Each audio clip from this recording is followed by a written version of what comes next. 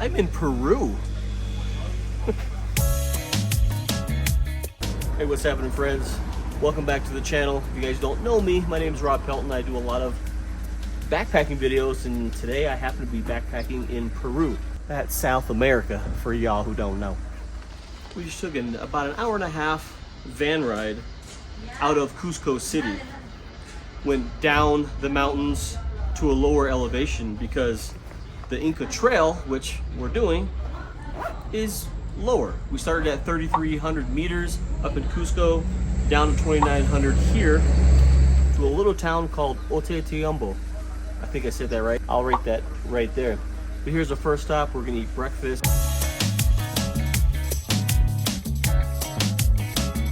And I pick up some more of our crew because we have like 6 porters, 2 cooks, a guide.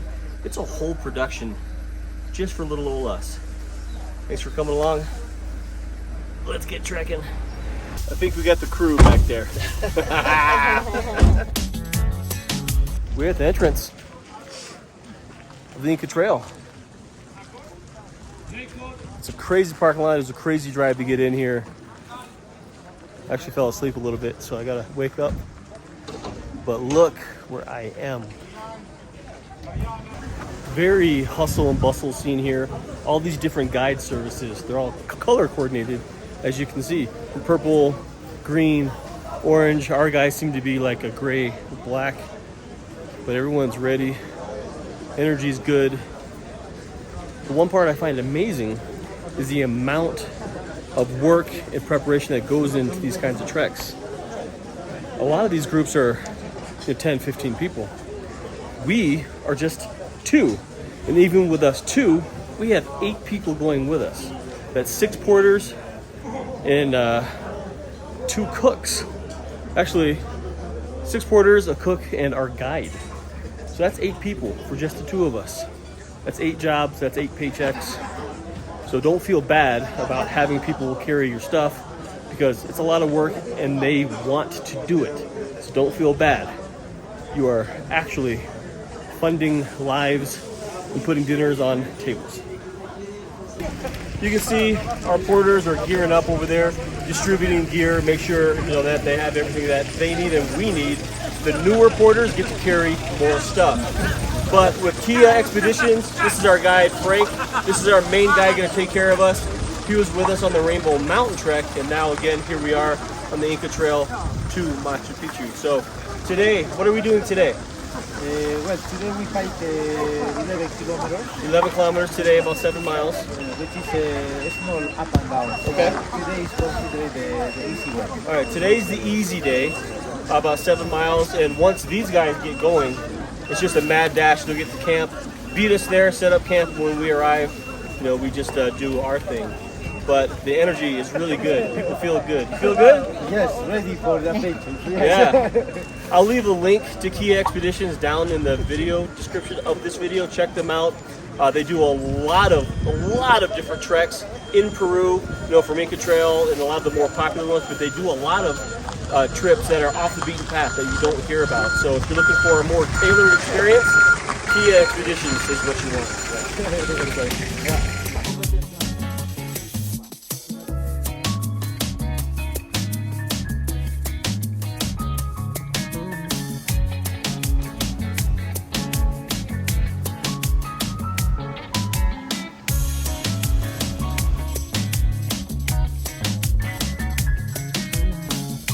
We are officially on the Inca Trail. There's a lot of people on this trail, which is very typical. It just sees a lot of traffic because it's the, one of the preeminent trails of Peru. Today is supposed to be an easy day, 7 miles, rolling up and downs. So we're just gonna take our time, enjoy it, and just enjoy the views because there's lots of them. Fun fact about the Inca Trail, so every 4-day period, runs a new circuit of treks. There's only 2,000 people, allowed on the trail at any given 4 days. Now, the amazing part about that is a majority of the people are porters. There's way more workers here, porters, than actual trekkers, tourists. It's pretty insane. That's a parasite. on the prickly pear. Oh, wow. Look at the pigment.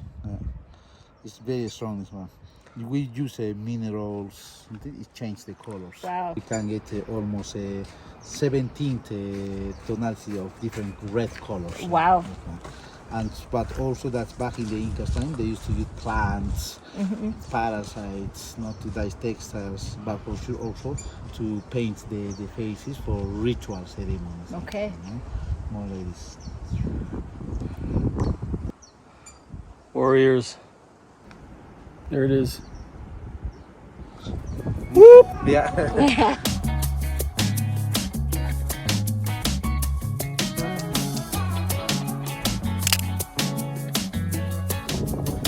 Break time. A little wayside, up a little staircase. Drinks, snacks, and of course, views.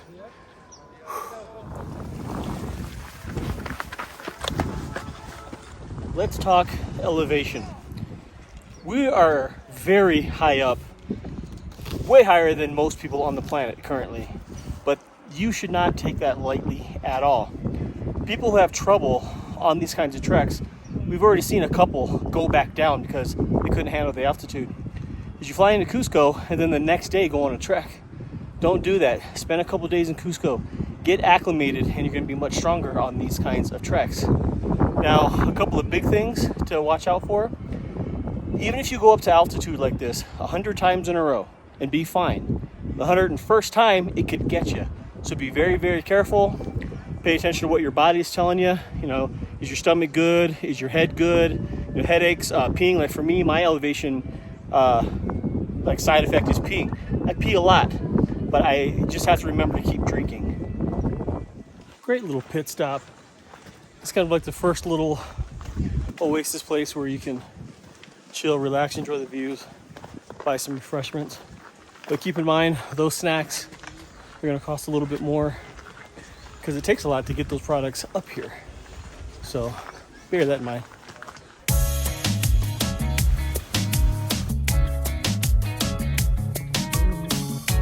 You see those guys up there? Going up to the top? Yeah, that's where we need to go. All right, for real though, that is our first big ascent of this trip. And it's basically a prelude of what to expect for tomorrow, because day 2 on the Inca Trail is a butt kicker to the top. Now, what do I always say about tough climbs?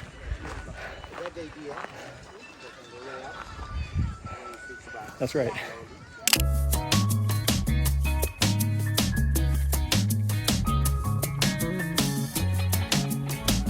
We came across the first significant ruins, kind of known as Baby Machu Picchu, right down the valley here. But this little city, you know, they estimated 5 members per family, and there's probably 90-something homes down there. So that little city down there, they're guessing 600 people live there. That's a lot.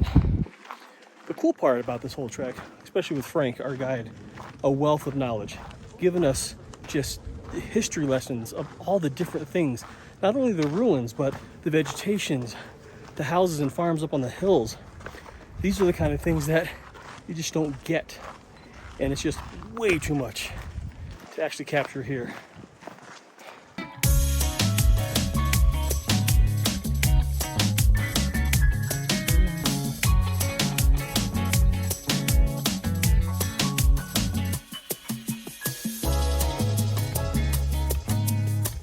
I've been walking around here for a little while. I think I'm lost. Hello?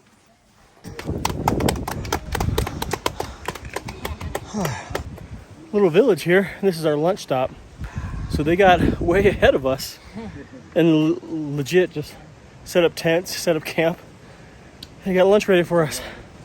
I was just handed a drink made of something crazy.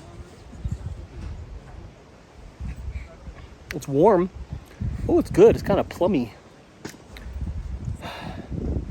Cider almost. Will this help you grow taller? I could use that. I smell food cooking. All the different camps and all the different guide companies are all around. And this is probably an hour and a half stop. The drink is called Chincha Morada. It's the local Peruvian drink, and they drink this from the cities to the jungles, from north to south, all of Peru. It is a production for food, the cooking tents, all the fresh ingredients. Trout is on the menu for today. And then in the following days, it's chicken or beef or just all kinds of stuff. But oh, look at this. They even got like a chow tent. Look at that. That's fancy. They set up these tents, and good thing they do because a little rain shower has popped through. But lunch is just about ready. It's served in our dining tent. This is like fancy. We got the first course, which was this beautiful little salad. Second course, a corn-based cream soup. Excellent. And he's brought in this giant basket of like roasted garlic bread. This is amazing for sure. What I love about this is I made a lot of food. I mean, way more food than we can eat. But, I mean, anything we don't consume, the porters, they eat in 5 seconds. Because they're burning calories so much more than we are. Plus, they're all kind of younger. So, yeah, it's a good system.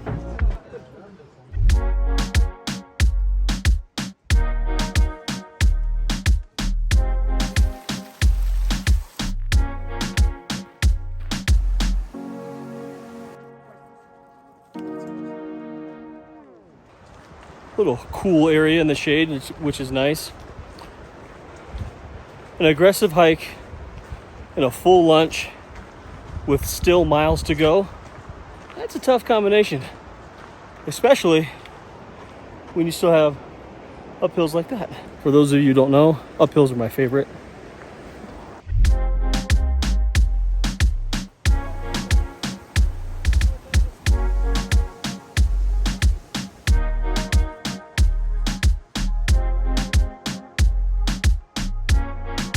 Explain. We have reached our destination for the day. The town is called Huayabamba. Elevation 3,100 feet. About 7 miles. Wasn't bad. Felt pretty good. Wow. Yeah. Look at this campsite. What? All right. Felicitaciones. All in all, an excellent day. Our porters aren't here yet. I'm sure they stopped and probably had a beer, and chewing on some cocoa leaves probably. But yeah, now it's time just to relax, cool down, dry out, just enjoy the rest of the day. Today was a good day.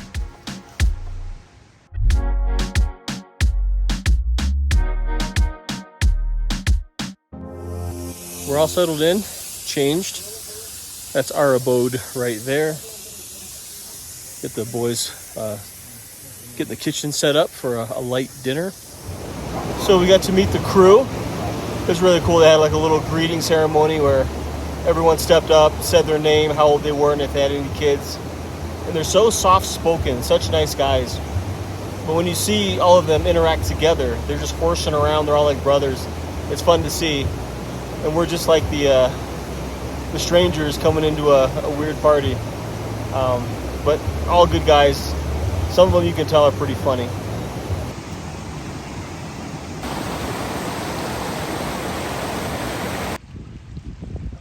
Just talking to Frank, and he gave us a little preview of tomorrow. We got to go right there.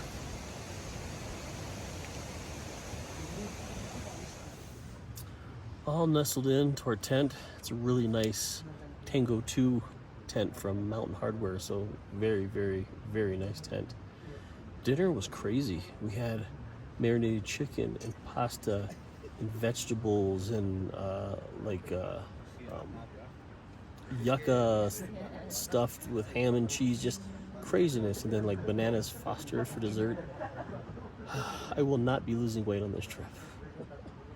But it's just after 7. We got a 5:30 start in the morning, so we're gonna hit the hay early. Hopefully get up early and get some springs in our feet. Because tomorrow is uphill day. See you in the morning.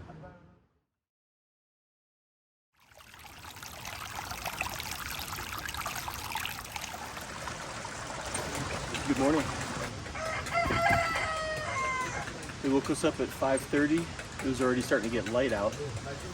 And when they wake you up, they hand you a hot cup of tea, any kind of tea you want. We went with cocoa tea this morning. Give you a little bit of punch. But they give you these dry bags before you even head out on the trail, while you meet preliminarily before your trip to discuss details. They give you these dry bags, and the things you are not going to carry with you during the day, the things not in your day pack, go in here: sleeping bag, extra clothes, anything. Things you will not need until camp. The porters carry these all the way up to the next destination. Just be sure that once you put something in here, just be sure to know that you can't get it out until camp. Yes, I have Crocs. I guess I should mention, in order to come to the Inca Trail for a trip like this, you have to use a guide service. You cannot do this solo, which is why the great production that you have seen.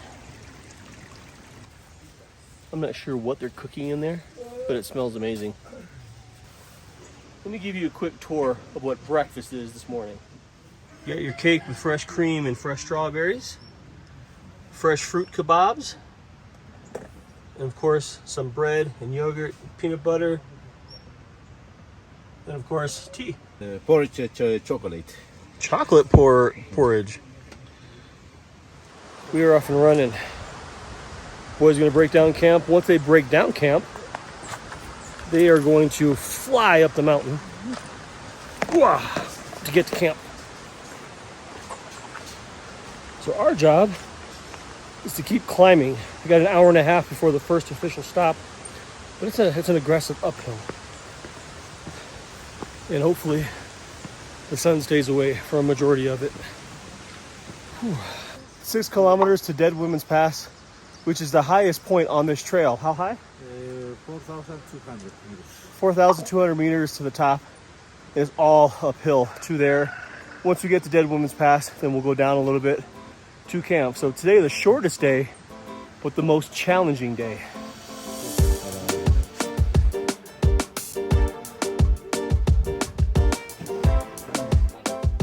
Here's a pretty good glimpse of the pass we're going through. It's way off in the distance. I'll see if I can get a closer view of it. But it is definitely a climb, which you can see why today is considered the challenging day. Once we get over the pass, it should be home sweet home. It's a slow go. We're talking half a mile an hour. We're climbing 1,100 meters today, and the elevations in itself are really high. So less oxygen, elevation, sun, all those things are my least favorite about hiking. But when I get to the top, I look back and it was all worth it. And then I do have to ask myself, well, did you die?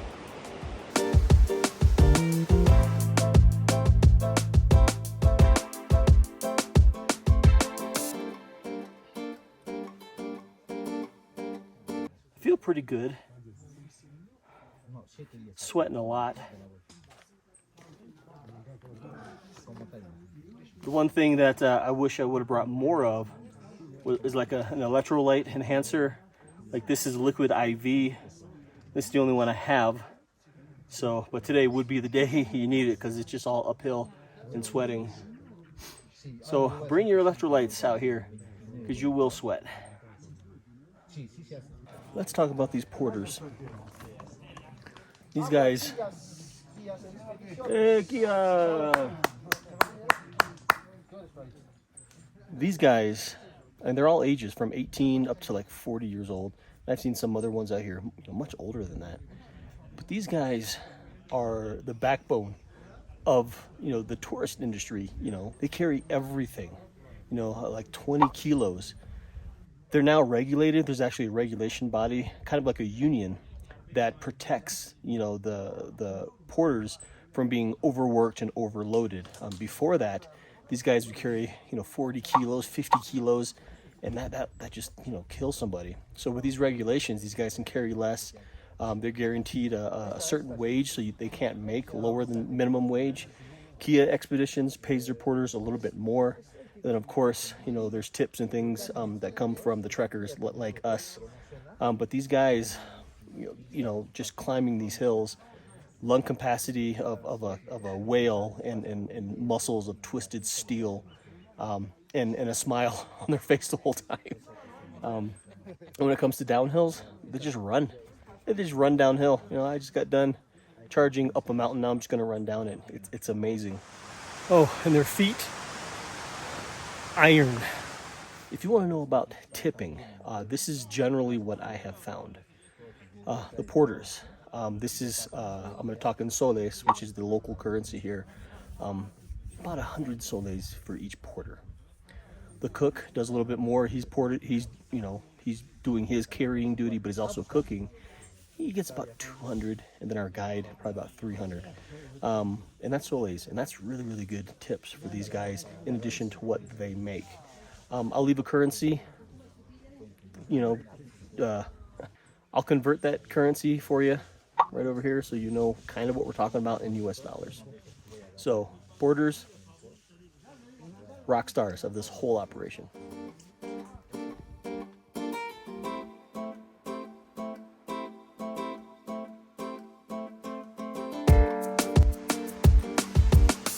I'm glad we're in the jungle section. It's actually just a microclimate, as Frank said. A lot of shade, a lot of canopy, so it's nice and cool and humid down here. But it is up, all stone steps, just straight up the mountain. So even in the cool shade, it's slow going, one slow step after another. If you're starting to breathe too hard, you're going too fast. In this climate, you can look up in the trees, and there's like all these little moths and butterflies just fluttering everywhere. I mean, thousands and thousands of them. Some are big, some are small. We're at the second official stop. It's been a morning. We started hiking about 6:45. Now it's 10:20. And it's been just an ass kicker. And these stops, so they're really good and bad. Resting is good. Recuperate your muscles. The bad part is when you start again, you have to get warmed up. Your lungs got to get warmed up, legs. So that's a little bit of a bear. Lunch is a big time production. It's your second biggest meal of the day. We sent our porters onto camp, so we're not going to have an official lunch. Mainly because, believe it or not, we're making a really good time. So, extended stay here, snacks, and enjoy this view. I wanted to show you something. See that? That's where we're going. That's 2 hours away. Dead Woman's Pass. My legs are super excited.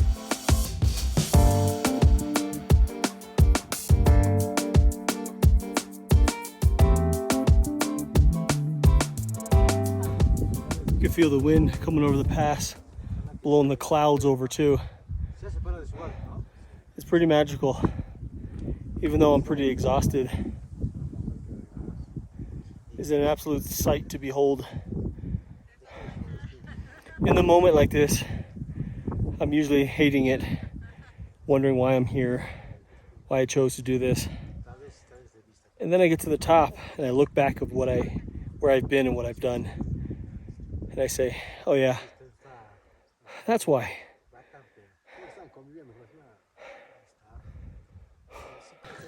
It's the top. That's where we came from. And I'm on top of the pass, Dead Woman's Pass. right at 4,215 meters. It's pretty high. And then we descend into the unknown. Coming down, feeling pretty good. One of my trekking poles broke. That sucks. But it's starting to clear. Get a good picture of where we're going.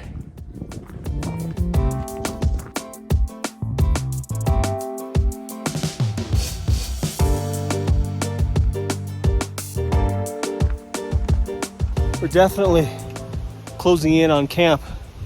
You can actually see camp right there. It looks close. It's not that close. Or does it look far and it's closer than it looks? I don't know.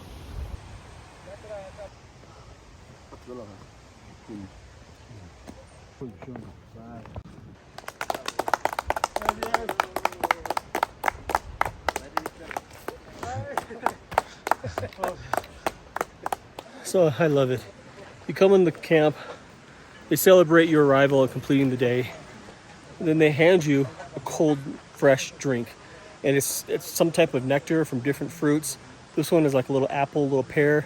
Yesterday it was more mango-y. So it's just, they spare no expense when it comes to hospitality. I mean, it's a lot of hard work, but the camping is luxury. These guys got here at 10:40 this morning. Followed by a wheat and barley soup. Look at that color. The rest of it is served. We have salad, beef, taquitos, salad. Crazy good food. Can't forget about dessert. So let's get a tour around camp, shall we? This was our entrance. There are bathrooms and showers back there, cold showers. We have Frank's tent. We have our tent. And then the dining tent, and there's a cooking tent back there as well. There's another campsite back in there. There's a river just down below where you can go down and soak your feet. And yeah, I mean, this place is kind of terraced. So there's a campsite way down there, and I'm sure there's more out and beyond. But we had a day. We're still in the clouds. We took a little siesta. Sun went down, cooled off quite a bit. This is the first time I had my puffy out on this whole trip. It's amazing because just before we were about to kind of crash for the afternoon, they gave us, buckets of warm water and a cloth so you can just take a warm sponge bath. That was really nice. Or you can take a cold shower. And for those of you who are just naturally cold, maybe not a good idea because then you'd be chilled to the bone and you may not warm up for a while. I'm gonna leave you with a little nighttime time lapse. And if you want to catch the second part of this video, be sure to subscribe to the channel. I'm going to put days 3 and 4 on the next video. I appreciate you stopping by. If you have any questions about Peru, about Killa expeditions, about Cusco, about Rainbow Mountain, about the Inca Trail, leave those comments down in the comment area below. Appreciate you stopping by, and we will see you on the next one.